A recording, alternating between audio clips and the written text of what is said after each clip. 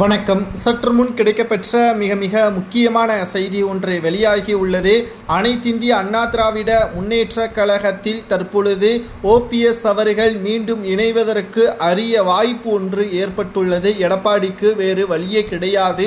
அதுதான் தமிழக வெற்றி கழகம் அதிமுகவுடன் கூட்டணி வைக்க வேண்டும் என்றால் இரண்டு மிக முக்கியமான கண்டிஷன்களை போட்டுள்ளது. முதலாவதாக தொகுதி பங்கீடு சுமார் 60 முதல் 75 தொகுதிகள் வரை கேட்க உள்ளதாகவும், இறுதியாக எடப்பாடி பழனிசாமி அவர்களிடம் அதிமுக ஒன்றிணைய வேண்டும். அதிமுக நீதிமன்றத்தில் பல்வேறு வழக்குகள் நிலுவையில் இருக்கக்கூடிய நிலையில் அதை வைத்து தேர்தலை சந்திக்க முடியாது என்றும், அனைத்திந்திய அண்ணா திராவிட முன்னேற்ற கழகத்துடன் கூட்டணி வைக்க வேண்டும் என்றால் இதுதான் ஒரே முடிவு என்பதையும் தெள்ளத் தெளிவாக தளபதி விஜய் அவர்கள் தெரிவித்திருக்கிறார்.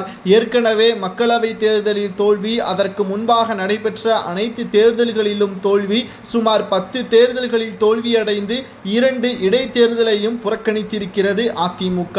வருகின்ற சட்டசபை தேர்தலிலேயும் இதே நிலைமையை ஏற்படுத்திவிடக் கூடாது. தற்பொழுது எதிராக இருக்கக்கூடிய திமுக 13 கட்சிகளுடன் பெரும் கூட்டணியை அமைத்திருக்கக்கூடிய நிலையில் அனைத்திந்திய அண்ணா திராவிட முன்னேற்ற கழகத்துடன் தேமுதிக SDPI மட்டும்தான் இருக்கிறது. ஆனால் தமிழக வெற்றி கழகம் கூட்டணிக்கு வந்துவிட்டால் நிச்சயம் அவர்களை விட பல மடங்கு பாதுகாப்பும் சரி, அதைவிட ஒட்டுமொத்தமான வெற்றி வாய்ப்பும் சரி அதிமுகவின் பக்கமே அதிகமாக இருக்கும் என்பதில் துளி அளவு கூட சந்தேகம் கிடையாது.